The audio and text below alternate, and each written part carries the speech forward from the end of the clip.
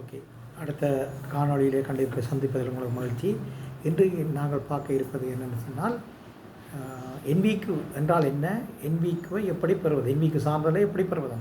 NVQ என்பது தேசிய தொழில் தகமை சான்றிதழ், தமிழிலே சொல்லப்படுகிறது. அதாவது நேஷனல் வொகேஷனல் குவாலிஃபிகேஷன் என்று ஆங்கிலத்தை தேவைப்படுகிறது. இது இலங்கை வெளிநாடுகளில், இலங்கையிலும் வெளிநாடுகள், அதாவது உள்ளூர் வெளியூர்களிலே இந்த நடைமுறை இருந்து வருகின்றது. அந்த வகையிலே ஒருவர் தொழில் தகமை உடையவர் என்பதை உறுதிப்படுத்திக் கொள்வதற்கு இந்த NVQ சான்றிதழ் அவசியமாகின்றது. அவர் ஒரு ஸ்கில் பர்சனாக இருக்கிறது. இதை பெறுவதற்கு NVQ லெவல் 3, அதாவது மட்டம் 3ஐ பெறுவதற்கு நாம் என்ன செய்ய வேண்டும் என்று சொன்னால், குறைந்தது 1.5 வருடத்து குறையாத உங்களுக்கு அனுபவம் இருக்க வேண்டும். அதாவது RPL முறையிலே இந்த NVQ சான்றிதழை பெறுவதாக இருந்தால் குறைந்தது 1.5 வருடத்து குறையாத அந்த தொழிலிலே உங்களுக்கான அனுபவம் இருத்தல் வேண்டும். அத்துடன் அந்த தொழிலை, எந்த தொழிலை செய்கிறீங்களோ அந்த தொழிலே 1.5 வருட அனுபவம் இருக்கணும். உங்களுடைய தேசிய அடையாள அட்டை இருக்கணும். அந்த 1.5 வருட அனுபவத்தை நீங்கள் சுயமாக செய்பவர்களாக இருந்தால் உங்களுடைய கிராம அலுவலர் மற்றும் பிரதேச செயலகங்களூடாக அதை உறுதிப்படுத்த வேண்டும். அல்லது வியாபார பதிவு, நீங்கள் உங்களோட பெயர்லேயே அந்த நிறுவனத்தை நடத்தி வருபவர்களாக இருந்தாலும் அந்த பத்திரத்தை சமர்ப்பித்து நீங்கள் NVQ சான்றிதழை தேசிய பயிலுனர் கைத்தொழில் பயிற்சி அதிகார சபையோ, டெக்னிக்கல் காலேஜோ, வேறு VTA தொழிற்பயிற்சி அதிகார சபையோ போன்ற நிறுவனங்களிலே பெற்றுக்கொள்ள முடியும். இந்த NVQ பெறுவதால் இந்த NVQவானது என்னத்துக்கு சமனானது என்றது கேட்டால், தொழில் சார்ந்த ரீதியிலே இந்த NVQ என்பது, அதாவது OLக்கு சமனானது. NVQ level 3. அப்போ NVQ லெவல் 4 என்னென்னு நீங்கள் கேட்கலாம் தானே. அப்போ NVQ லெவல் 4 வந்து A லெவலுக்கு சமனானது என்று முடிவெடுக்கப்பட்டிருக்கின்றது, அதாவது அனுமதிக்கப்பட்டிருக்கின்றது. இதற்கும் மேலாக இந்த NVQ லெவல் 3 அல்லது 4 மட்டம் வைத்திருப்பவர்கள் அந்த தொழிலிலே ஒரு திறன் உடையவர்கள் என்பதை மட்டும் உறுதிப்படுத்துவதாகும். சரி, அந்த தொழிலிலே மட்டும் அவர்கள் திறனுடையவர்கள் என்பதை இந்த NVQ சம்பந்தமாக எங்களுடைய இளைஞர் யுவதிகளுக்கு நிறைய விழிப்புணர்வு இல்லாத காரணத்தினால் இந்த படித்துட்டு கனவேர் சும்மா இருக்கிறோம். என்னென்னு கேட்டால் சும்மா இருக்கிறோம்.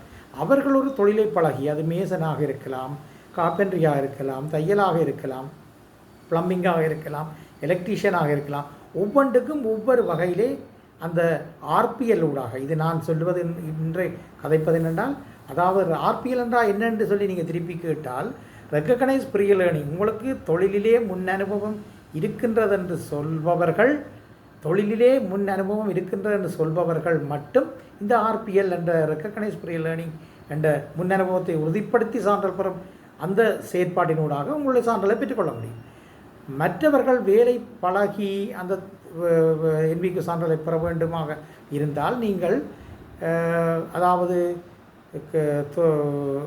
தொழிற்பயிற்சியூடான, அதாவது வேலைத்தள பயிற்சியூடான பயிற்சியினூடாக NVQ சான்றிதழை பெறுவது, அல்லது செட்டபேஸ், அதாவது உங்களுடைய நிறுவனம் சார்ந்த பயிற்சியினூடாக NVQ லெவல் சான்றிதழை பெறுவது என்ற முறைகளிலே உங்களுக்கு அந்த நடவடிக்கைகள் எங்களுடைய இலங்கையிலே, குறிப்பாக வடமாகாணத்திலே நடைபெற்று கொண்டிருக்கின்றது. சரி, இந்த NVQ லெவல் 3 எடுத்தவர்கள் 3 எடுத்து முடிய NVQ லெவல் 4 எடுக்கலாமா என்ற ஒரு கேள்வி உங்கள்கிட்ட இருக்கலாம். அது எடுக்கலாம், நிச்சயமாக எடுக்கலாம். NVQ லெவல் 3 முடித்து நீங்கள் இந்த RPL ஊடாக NVQ லெவல் 3 எடுத்தவர்கள் NVQ லெவல் 3 எடுத்ததில் இருந்து 2 வருடம் கழித்து அதே தொழிலிலே நீங்கள் NVQ லெவல் 4க்காக நீங்கள் விண்ணப்பிக்க முடியும். விண்ணப்பித்து இதே முறையிலே அந்த உங்களுடைய தொழில் அனுபவத்தை உறுதிப்படுத்தி உங்களுடைய அதாவது 3ஆம் நிலை கல்வி ஆணைக்குழு ஊடாக வழங்குகின்ற அந்த தேசிய தொழிற்தகமை சான்றிதழை பெற்றுக்கொள்ள முடியும். இது ஒரு முறை என்றுதான் இன்று பார்த்த அனைத்தும் நாங்கள் இன்று RPL ஊடாக NVQ லெவல் 3 அல்லது 4 சான்றிதழை பெறுவது. இன்னொரு கேள்வி நீங்கள் கேட்கலாம், என்னென்னு கேட்டால், இந்த NVQ லெவல் எடுக்கிறதால என்ன பிரயோசனம் என்றது. உண்மையிலே அது நிறைய பிரயோசனம் இருக்குது. அதாவது ஒரு இலங்கை பிரஜை என்பதை உறுதிப்படுத்துவதற்கு எங்களிடம் இருக்கின்ற ஆவணம் என்னென்று கேட்டால் தேசிய அடையாள அட்டை. அதே போல் உங்களுக்கு இந்த தொழில் தெரியுமா அல்லது நீங்கள் ஒரு ஸ்கில் பர்சனா என்பதை உறுதிப்படுத்துவதற்கு உங்களுக்கு அரசு அங்கீகாரம் பெற்ற அந்த என்பிக்கு சான்றிதழ் அந்த சான்று பகர்கிறது, உங்களை உறுதிப்படுத்துகிறது. சரி, இந்த என்பிக்கு சான்றிதழை பெற்றதன் பிற்பாடு நீங்கள் அந்த தொழிலை சுயமாக பதிவு செய்யலாம் அல்லது சிறு கடன்கள் பெற்றுக்கொள்ளலாம். அதாவது அரச வங்கிகளிடமிருந்து தொழிலுக்கான சிறு கடன்களை குறைந்த வட்டியிலே பெற்றுக்கொள்ள முடியும்.